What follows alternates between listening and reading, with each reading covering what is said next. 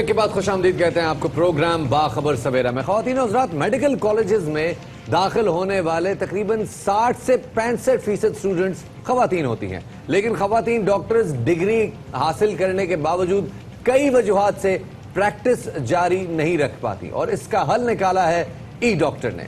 بالکل, اور یہ ایک ایسا پلیٹ فارم ہے جہاں ڈاکٹرز کو فیلڈ تک رسائی دینے کے ساتھ ساتھ انہیں تربیت بھی فراہم کی جاتی ہے, اور 1 سال میں 2 کورسز کرائے جاتے ہیں, جس کے بعد خواتین کے لیے پریکٹس کرنا آسان ہو جاتا ہے. اور یہی نہیں, گھر بیٹھ کر کام کرنے کے مواقع بھی موجود ہوتے ہیں, جو کہ ایک بہت ہی زبردست بات ہے. اور ای ڈاکٹر کی مدد سے 7 سمندر پار موجود لیڈی ڈاکٹر مریض سے رابطہ کر سکتی ہیں, اور علاج کی سہولت بھی اس حوالے سے فراہم کی جا سکتی ہے. تو ای ڈاکٹر کے پہلے بیچ سے 550 لیڈی ڈاکٹرز منسلک ہو چکی ہیں, جبکہ 250 کے قریب خواتین کورس مکمل کرنے کے بعد ایک بار پھر اپنی فیلڈ میں واپس آ چکی ہیں, اور اس وقت فرائض انجام دے رہی ہیں اپنی فیلڈ سے متعلق. دنیا بھر کی بات کریں تو دنیا بھر میں گھروں پر بیٹھے لوگ اس جدید پروگرام سے مستفید بھی ہو رہے ہیں. اور اسی حوالے سے ہمارے ساتھ موجود ہیں اس پروگرام کی CEO ثانیہ بٹ اور ایڈوکاسٹ کے سربراہ جناب عبداللہ بٹ صاحب. سر بہت شکریہ ہمیں وقت دینے کے لیے. یہ پہلے سے تھوڑا ثانیہ آپ سے شروع کریں گے, یہ بتائیے گا کہ یہ پروگرام کب سے آپ کر رہی ہیں, اور یہ 550 لیڈی ڈاکٹرز آپ کے ساتھ اب تک شامل ہو چکی ہیں, یہ کتنے عرصے میں ہوا؟ یہ سٹارٹ لاسٹ ایئر جولائی میں ہوا تھا. 6 منتھس کا کورس ہے. ابھی ہمارے 3 بیچز ہو چکے ہیں, جس میں سے فرسٹ اور سیکنڈ بیچ پاس آؤٹ ہو چکا ہے, اور تھرڈ بیچ ابھی کنٹینیو چل رہا ہے. تھرڈ بیچ کنٹینیو. یہ جو ڈاکٹرز ہیں یہ اپنے گھروں میں بیٹھ کر کسی بھی پیشنٹ کو آپ کے پلیٹ فارم کے ذریعے کر سکتے ہیں, تو تھوڑا ورکنگ بتائیے گا, کام کیسے؟ ابھی تو صرف یہ ریفریشر کورس چل رہا ہے, جو کہ 6 منتھس کا کورس ہے. اس میں جتنا بھی جو گیپ ان کا آیا تھا, جو بھی نالج یہ لوگ مس آؤٹ کر چکے ہیں, یا بالکل جو اپڈیٹڈ نالج ہے وہ ہم ان کو دے رہے ہیں. اس کے بعد پھر ہم لوگ اس میں ہینڈز آن ٹریننگ بھی ہوتی ہے 6 منتھس کے کورس میں, جس میں وہ اپڈیٹ ہوتے ہیں with all the new ways to do basic life support, first aid اور آپسن گائنی. اس کے بعد پھر ہمارا ہوتا ہے کہ ہم ان کی کلینکل اٹیچمنٹ کرواتے ہیں یا ان کو آن لائن کنسلٹیشن میں. تو یہ بتائے گا, یہ صرف پاکستان میں ہے, پاکستان سے باہر بھی, اور کس طریقے سے سلیکشن ہوتی ہے لیڈی ڈاکٹر؟ نہیں, آل اراؤنڈ دا ورلڈ ہے. ہماری لیڈی ڈاکٹرز ہیں وہ گلوبلی ہیں, اور سلیکشن بیسکلی جو PMD سے سرٹیفائڈ ہیں ڈاکٹرز, انہی کا اس میں ایڈمیشن ہوتا ہے, MBBS جنہوں نے کیا ہوتا ہے. اوکے, عبداللہ صاحب آپ تھوڑا سا بتائیے گا ایڈوکاسٹ کیا ہے اور آپ کس طرح سے سپورٹ کر رہے ہیں اس پروگرام کو؟ ایڈوکاسٹ ایک سعودی پاکستانی انویسٹمنٹ وینچر ہے پاکستان میں for technology incubation, technology support and with focus on جہاں تک انوویٹو ٹیکنالوجی ہے نا, like virtual education, distance learning, e learning, ان میں ہم فوکس کرتے ہیں. ہمارے کئی پروجیکٹس ایسے ہوئے ہیں جو پاکستان میں جو یونیورسٹیز ہیں انہوں نے اوورسیز پاکستانیز کو یہاں سے بیٹھ کے پڑھایا ہے. اوورسیز پاکستانی جو ٹیکنالوجی ایکسپرٹس ہیں وہ پاکستان میں لوگوں کو ٹریننگز پرووائڈ کرتے ہیں. ای ڈاکٹر ہمارا ایک پروجیکٹ ہے جس میں ہم نے ڈاؤ یونیورسٹی آف ہیلتھ سائنسز کو اپنے ساتھ لیا ہے. ڈاؤ یونیورسٹی آف ہیلتھ سائنسز کلیدی رول ادا کر رہا ہے پڑھانے میں. سارا اکیڈمیا اس میں ہم باقاعدہ طور پر بتانا چاہیں گے کہ ڈاؤ یونیورسٹی کی جو اکیڈمک فیسلٹی ہے اس کی وجہ سے ای ڈاکٹر کی ڈاکٹرز جو ہیں بہتر طور پہ ٹرین ہو رہی ہیں, اور نہ صرف ٹرین ہو رہی ہیں بلکہ فیلڈ میں واپس آ رہی ہیں.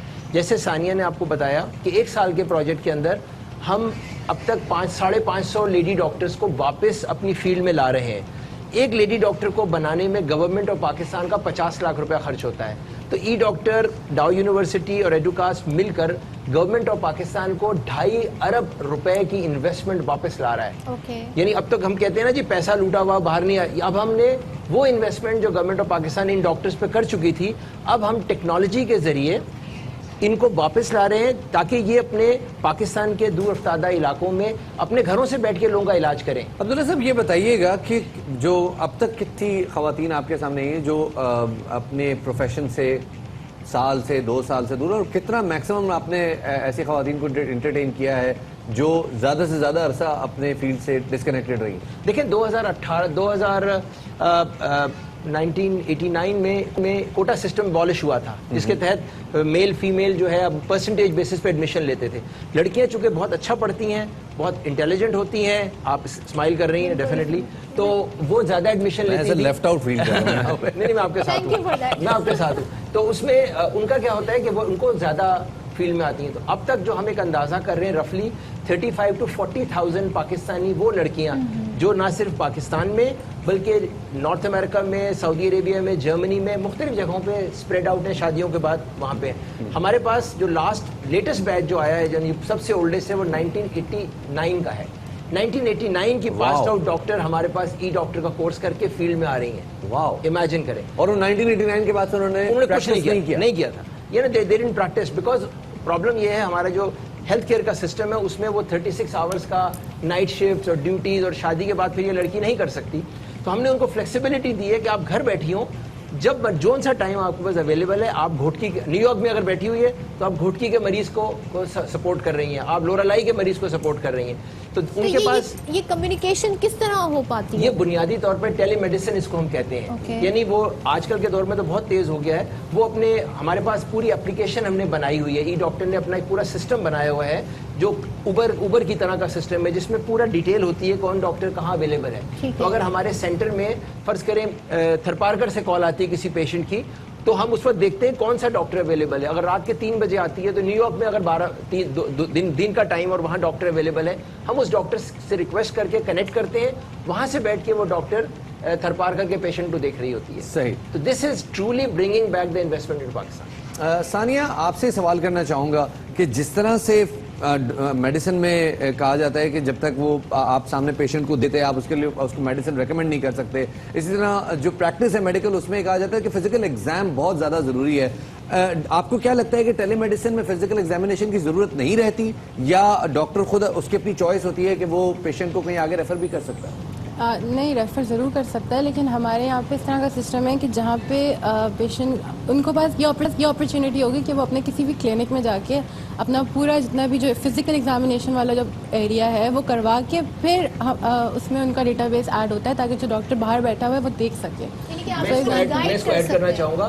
ثانیہ کا مقصد یہ ہم لوگ کرتے کیا ہے کہ جو ہمارے کال کرتے ہیں, ٹھیک ہے, ٹیلی میڈیسن کا رول کیا ہے, اگر آپ کے پاس پیشنٹ کا ڈیٹا موجود ہے, اس کا بنیادی بایو میڈیکل ڈیٹا موجود ہے, ہائٹ, ویٹ, بلڈ پریشر اور اس کی جو الرجیز وہ موجود ہیں, تو آپ 70-75% لوگوں کا علاج کر سکتے ہیں فون کے اوپر.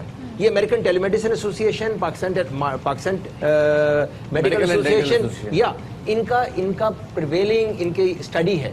اور ہماری آرگنائزیشن ایڈوکاس جو ہے وہ پاکستان میں بہت بڑے بڑے ٹیلی میڈیسن کے پروجیکٹ پہلے کر چکی ہے. تو ہمیں بہت امید ہے کہ یہ ڈاکٹر جو دنیا میں پاکستان کی پاکستانی ڈاکٹر جو باہر بیٹھی ہوئی ہیں یہ پراپرلی پاکستان کی خدمت کر سکیں گی. اور بہت زیادہ ان کے اندر انتھوزیازم ہے, حد سے زیادہ انتھوزیازم ہے ان کے اندر, سپورٹ کریں. اگر خدا نہ خواستہ کوئی کیس ایسا بیکاز ساری آپ نے کہا ٹیلی میڈیسن کی وجہ سے کوئی خراب ہو جائے, اس کی کیا ریمیڈی آپ نے؟ ٹیلی میڈیسن میں کبھی بھی ایمرجنسی کیسز نہیں لیے جاتے, صرف جنرل کیسز لیے جاتے ہیں. ٹیلی میڈیسن میں کرائم ہے کہ آپ ایمرجنسی میڈیسن کو ڈیل کریں. ایمرجنسی میں اگر کیس ہو اس کو فوراً کہا جاتا ہے کہ آپ اپنے قریبی ایمبولینس سینٹر یا ہاسپٹل کو رجوع کریں. سر, اس حوالے سے یہ بھی ہے کہ جو نارمن کلیچر دوائیوں کا یہاں پہ ہے وہ کچھ اور ہے, جو امریکہ میں ہے وہ کچھ اور ہے, سعودیہ میں شاید کچھ اور ہوگا.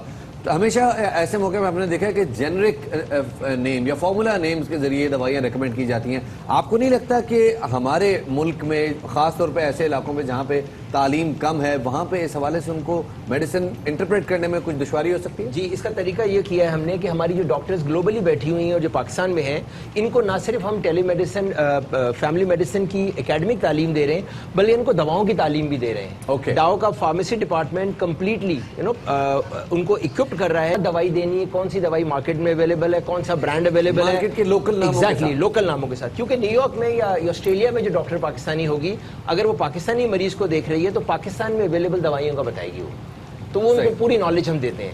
دس از کالڈ تھیوروپیٹکس اور ای پرسکرپشن.